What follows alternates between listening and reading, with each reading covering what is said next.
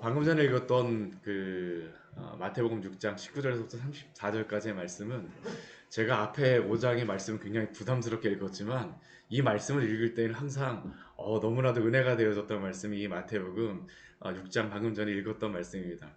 그냥 한번 쭉 읽어만 보셔도 어떻습니까? 굉장히 위로가 되지 않으십니까? 그렇죠?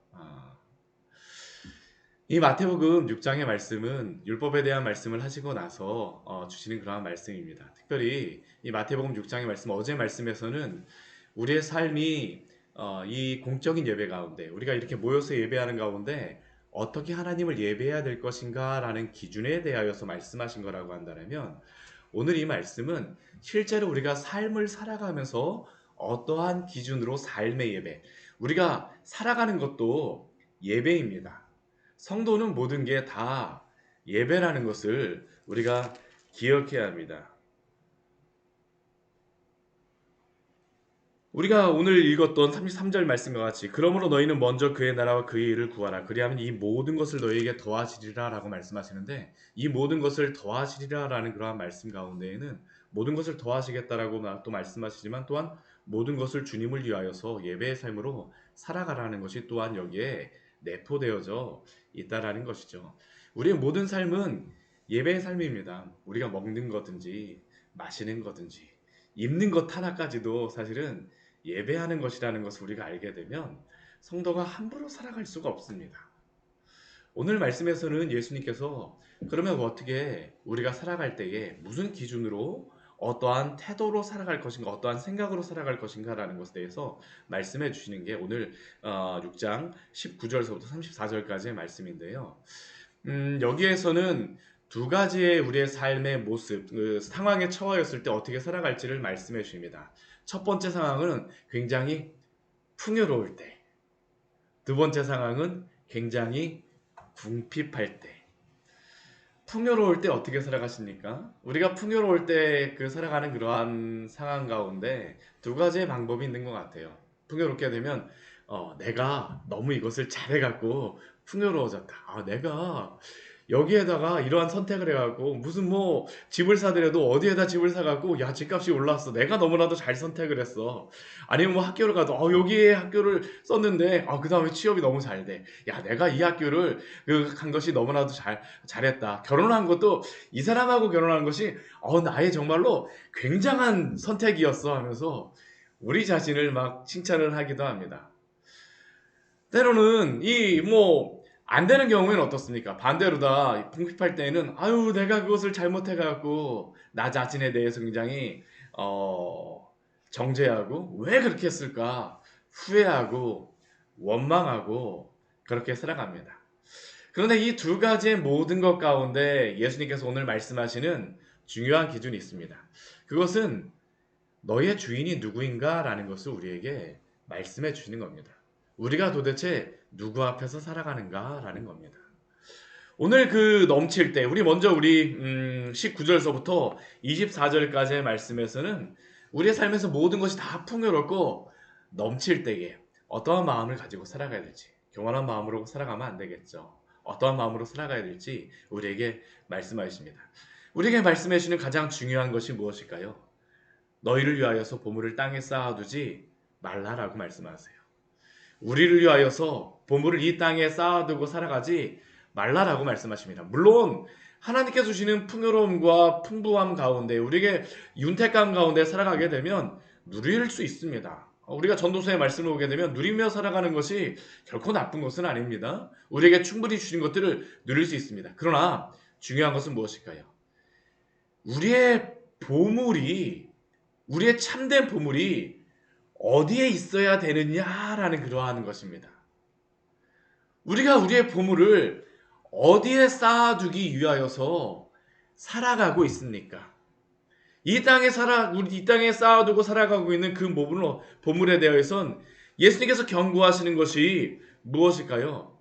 이 땅에 아무리 많고 아무리 풍요롭게 쌓아놓는다 할지라도 좀과 동록이 해하며 또 도둑이 언제든지 구멍을 뚫고 도둑질할 수 있다라고 예수님께서 경고하십니다. 이 세상에 우리가 쌓아둔 그러한 모든 풍요로움은 언젠가는 다 사라져버릴 그러한 것이라는 것이죠. 아무리 좋은 집이라 할지라도, 아무리 좋은 옷이라 할지라도 한번 생각해 보십시오. 10년 지나고 나면, 20년 지나고 나면, 30년 지나고 나면, 40년 지나고 나면, 40년 지나면 아무리 좋은 집도 재건축해야 됩니다. 아무리 비싸게 샀던 그러한 옷도 10년 지나게 되면 입기가 참 그렇습니다. 색이 바래고 유행이 지나고 그냥 가만히 내버려둬도 그렇게 되죠. 이 세상의 것은 사라질 수밖에 없는 것이다라는 것을 예수님께서 우리에게 분명히 말씀하여 주는 것이죠. 우리의 인생도 그렇습니다. 저도 머리가 이렇게 뭐 젊은 나이에 머리가 하얘졌지만 젊었을 때부터 그렇게 했습니까? 그렇죠. 20대 때에는 예전에 이경희 집사님하고 서게 되면 저한테 항상 나이가 젊어 보인다고 얘기를 했어요. 동안이라고. 근데 어느 순간 지나고 나니까 바뀌었습니다.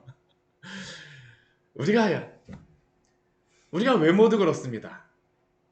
우리의 외모도 좀과 동력이 해하는 것처럼 낡아지고 사라져가죠. 우리의 보물을 어디에 쌓아야 될지 예수님께서는 우리에게 질문하십니다. 이 세상의 보물은 영원하지 않다라는 겁니다. 아무리 어떤 그 아이가 그 보면 그렇잖아요. 그 바닷가 백사장에 가보게 되면 아이들이 거기 가 있는 무엇 합니까? 막 모래로다 막 지어놓고 막 해놉니다. 너무나도 멋지게 지었어. 너무나도 해. 엄마 이거 봐, 아빠 이거 봐 하면서 하지만 저녁 되게 되면 어떻게 할까요? 야, 밥 먹으러 가자. 집에 가자. 그러면 그 모래집 지어놓은 거 옆에다 두고서 난 이거 너무나도 지어갖고 이 모래집 옆에서 살게요 하고 하는 아이는 한 명도 없습니다. 왜냐하면 사라져버릴 것이기 때문이죠. 오늘 예수님께서는 본질적인 것이 무엇이냐라고 우리에게 질문하는 것입니다. 아무리 풍요롭다 할지라도, 아무리 보물이 많다 할지라도 그 쌓아놓은 보물이 어떻게 되겠느냐라고 우리에게 질문하십니다. 질문하세요. 우리는 어디에 보물을 쌓아두고 살아가고 있습니까? 필요 없다라는 게 아닙니다. 필요합니다. 그러나 우리의 보물이 정말로 쌓아놓은 그 보물이 영원하냐라는 그 질문에 대하여서는 한번 여러분 스스로 한번 답변을 해보십시오. 예수님께서 우리에게 무엇이라고 말씀하실까요? 오직 너희를 위하여 보물을 하늘에 쌓아두라라고 말씀하십니다. 보물을 하늘에 쌓아두는 지혜로운 청지기가 되시기를 축원합니다. 우리가 어디에 보물을 쌓아두고 있습니까? 하늘에 쌓아둔 그 보물은 결코 사라지지도 않고 결코 도둑질도 당하지 않은 줄 믿습니다. 왜냐하면 하늘에 쌓아뒀기 때문에요. 아무리 좋은 이 보물창고, 아무리 좋은 은행에 한돈다 할지라도 다 사라져버리지 않습니까? 며칠 전에 보니까 그렇더라고요. 전 세계에서 가장 빨리 달렸던 그 선수 누군가요? 아프리카의 그 선수가 엄청난 돈을 은행에다 쌓아뒀었는데 누가 다 사라져 버리겠다라고 다 뚫고 들어온다라는 것이죠. 물론 예측하지 못한 것이지만 우리의 인생이 그렇습니다. 그러면 도대체 어떠한 사람이 보물을 하늘에 쌓아두고 살아가겠습니까? 우리 21절 말씀 같이 한번 읽어보도록 하겠습니다. 내 보물이 있는 그곳에는 내 마음도 있느니라. 우리가 보물을 쌓는 곳은 어디냐 하면 우리의 마음이 있는 곳에 보물을 쌓게 됩니다. 우리의 마음이 있는 곳에 쌓게 됩니다. 우리의 마음이 어디 있는지 잘 모르시겠다라고요? 아주 좋은 그러한 방법이 있습니다. 하루의 생각의 대부분의 그러한 것들을 무엇을 위하여서 생각하십니까? 생각의 중심이 무엇입니까? 시간을 사용하는 그 우선순위에서 무엇을 중심으로 두고 살아가고 계십니까? 무엇이 가장 중요한 것입니까? 선택을 하실 때에 무엇을 기준으로 선택하십니까? 나는 아무리 하늘에 보물을 쌓아두고 있다라고 하지만 우리가 선택하고 우리가 판단하는 그 기준이 우리의 마음이 있는 곳입니다. 그리고 우리는 그곳에 우리의 보물을 쌓아두고 있습니다. 누구에게 질문할 필요도 없습니다. 스스로가 자신에게 점수를 매겨보면 압니다. 자신이 다 알아요. 질문할 필요가 없습니다. 뭐 다른 사람에게 이렇게 했습니다. 저렇습니다. 아니요. 우리의 생각과 우리의 마음과 우리의 재물을 사용하는 곳, 우리의 선택을 하는 곳이 어디인가를 한번 생각해 보십시오. 사랑하는 사람에게는 시간을 많이 사용할 수밖에 없습니다. 우리의 물질도 사용하는 것을 아까워하지 않습니다. 주님의 교회를 사랑한다라면 주님의 교회에 시간을 쓸 수밖에 없고요. 주님의 나라를 위하여서 우리가 봉사한다라면 주님의 나라를 위하여서 우리의 봉사와 시간과 헌신이 들어갈 수밖에 없습니다. 왜 게으를까요? 마음이 없기 때문입니다. 우리 주님께서 우리에게 말씀하십니다. 내 보물이 있는 곳에 내 마음이 있느니라. 그러면 어떻게 우리의 마음이 그곳에 있을 수가 있습니까? 우리 22절 말씀에 예수님께서 분명히 말씀하시죠. 22절 같이 읽겠습니다. 눈은 몸에 등불이니 그러므로 내 눈이 성하면 온 몸이 밝을 것이요. 예전에 제 친구가 그 공중전화 박스 뒤에서 중학교 1학년 때입니다. 그 전화를 하다가 뒤에 떨어진 500원을 발견했습니다. 근데 그 친구가 그날 뭘 했었냐 하면 버스도 놓치고 나서 그 공중전화 그 버스 터미널에 있는 공중전화를 했는데 그 공중전화 박스 뒤에 동전이 떨어져 있다는 것을 발견하고 집에도 안 가고 몇 시간 동안 둘이서 막 발견을 해갖고 그날 3,000원만가를 그렇게 그 친구가 그 뭐 지금부터 30년 전이니까 엄청난 돈이죠. 그 뭐 아이들 그 중학생 1학년한테 그걸 가지고 둘이서 맛있게 막 이것저것 사 먹더라고요. 근데 그 다음 날서부터 그 친구들의 일상이 변합니다. 어떻게 될까요? 버스 타고선 오게 되면 내리면 학교 먼저 가지 않습니다. 어디 갈까요? 공중전화 박스 먼저 뛰어갑니다. 누가 먼저 가나 친구 둘이. 학교에서 수업 끝나면 항상 먼저 가는 곳이 있습니다. 어디를 갈까요? 공중전화 박스로 다 갑니다. 눈이 변화했기 때문입니다. 우리가 하늘의 보물을 쌓아둔다는 것은 무엇일까요? 보물이 하늘에 쌓여져 있다는 것을 발견한 사람만이 그 보물을 위하여서 살아가는 줄 믿습니다. 예수님을 믿고 거듭난 사람만이 주의 나라를 위하여서 살아가는 것입니다. 변하지 않은 사람들은 결코 그럴 수가 없습니다. 왜 그렇게 선택하냐라고 질문하시게 되면 왜 그렇게 선택합니까? 변하지 않았기 때문입니다. 눈이 밝아지지 않았기 때문입니다. 물론 때로는 그 눈과 그 마음이 여러 가지 선택 가운데에서 조금 약간 연약해질 때가 있습니다. 신앙이 약해져요. 그렇지만 항상 그렇게 우리가 선택하고 살아간다면 우리의 눈이 어떠냐라는 것을 예수님이 질문하는 것이죠. 눈이 밝게 되면 밝은 보이는 것을 찾아가게 됩니다. 하늘이 보이는 사람은 항상 어디를 보고 찾아갈까요? 하늘을 보고 찾아가고요. 주님의 십자가가 항상 보이는 사람은 주의 십자가 날마다 붙들며 살아가는 줄 믿습니다. 이게 성도의 삶이죠. 예수님이 24절에 분명히 말씀하십니다. 한 사람이 두 주인을 섬기지 못할 것이니 풍요롭기 때문에 세상의 돈을 물질을 중요하게 여길까요? 저는 결코 그렇게 생각하지 않습니다. 부유하지만 주의 나라를 위하여 살아가시는 분도 있고요. 가난하지만 주의 나라를 위하여 살아가지 못하는 경우도 있습니다. 세상적으로. 우리의 마음이 어디에 풍요로운가라고 예수님께서 말씀하시죠. 우리는 결코 두 가지 중에 두 가지 전부를 다 중요하게 여기며 살아갈 수 없습니다. 하나님이 주인이 되어주신 사람, 예수 그리스도가 주인이 된 사람은 예수 그리스도를 주인으로 모시며 살아갈 것이지만 이 세상의 풍요로움이 주인이 된 사람은 이 세상의 풍요로움을 주인으로 섬기며 살아갈 것입니다. 너희가 하나님과 재물을 겸하여 섬기지 못하느니라. 우리 주님을 섬기시기를 축원합니다. 결코 세상의 돈이 우리의 주인이 되지 말게 하십시오. 세상에 나의 어떠한 것이 집이건 물질이건 우리의 젊음이건 아름다움이건 하나님과 재물을 겸하여 섬기지 못하느니라. 우리 주님이 우리에게 말씀하십니다. 주님으로 풍요로워지는 귀한 축복을 오늘도 누리십시오. 두 번째 우리에게 말씀하십니다. 그렇다면 가난할 때 우리는 어떻게 살아가야 됩니까? 오늘 뒤에 말씀에서는 25절 이후의 말씀에서는 가난할 때 어떻게 살아가야 되느냐라고 이야기를 하죠.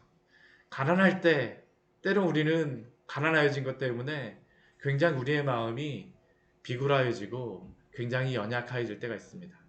근데 오늘 예수님께서 우리에게 주시는 말씀이 있어요. 이 말씀이 얼마나 위로가 되어집니까?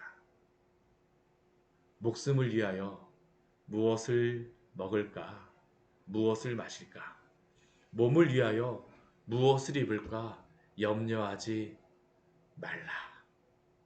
오늘 우리에게 주는 말씀인 줄 믿습니다. 염려하지 말라라고 우리에게 말씀하십니다. 우리가 염려하는 이유가 무엇일까요? 목숨 때문 아닙니까? 사실은 목숨 때문입니다.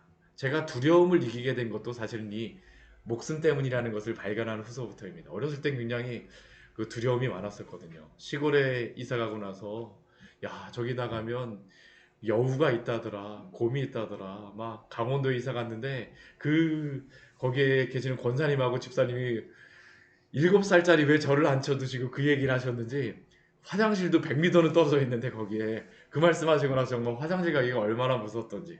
근데 나중에 제가 두려움을 극복하게 되어진 것이 무엇이었었냐 하면 예수님이 나와 함께 하시니까 나는 죽어도 천국 간다라는 것을 알게 되니까 두려움이 사라지더라고요. 우리의 목숨이 항상 우리에게 두려움도 줍니다. 염려하게 합니다. 무엇을 먹을까? 무엇을 마실까?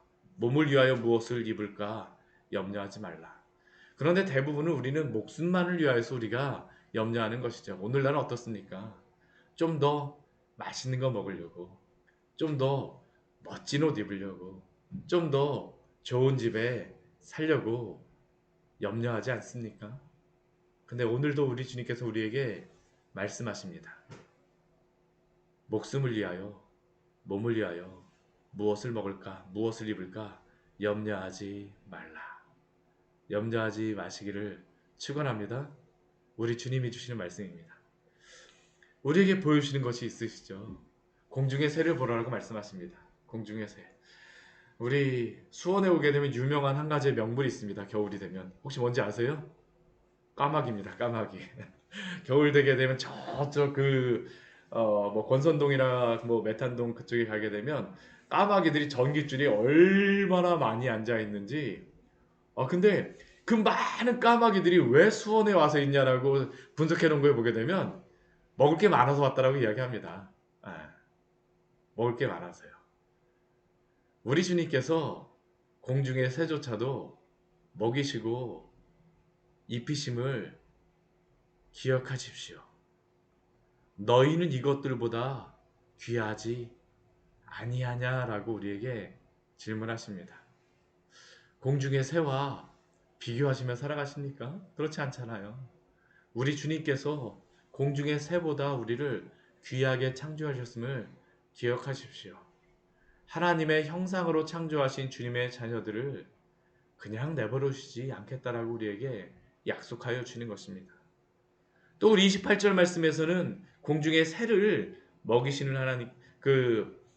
하나님께서는 우리 28절 말씀에서 의복을 위하여 염려하지 말라라고 말씀하시며 들의 백합화가 어떻게 자라는가 생각하여 보라라고 말씀하십니다. 들의 백합화.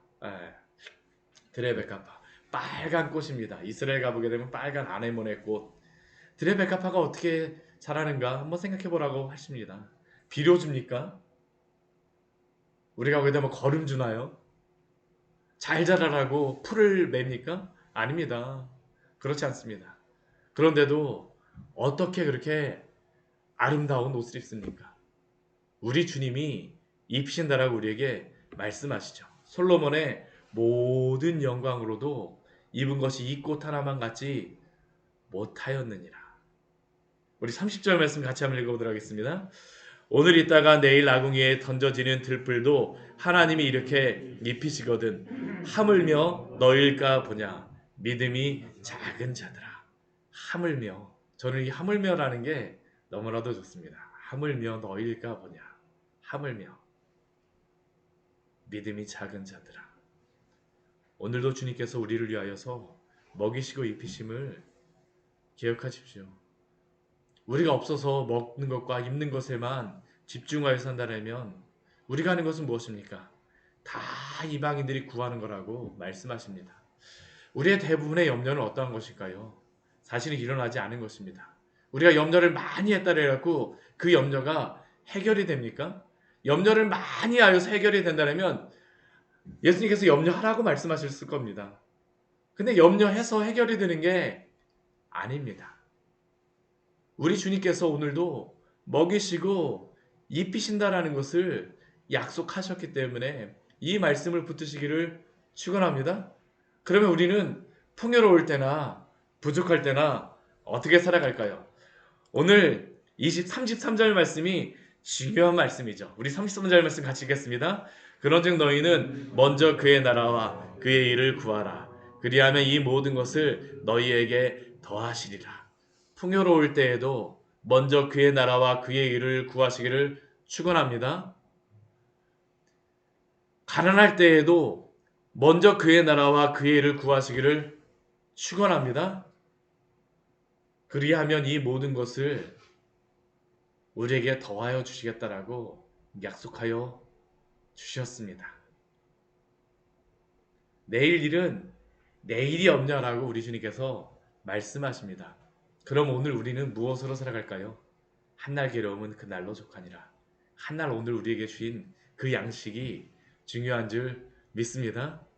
오늘 우리에게 주신 집, 오늘 우리에게 주신 음식, 오늘 우리에게 입게 하신 이 의복, 기뻐함으로 먹고 기뻐함으로 쉬시고 기뻐함으로 입으시고 기뻐함으로 살아가시기를 축원합니다.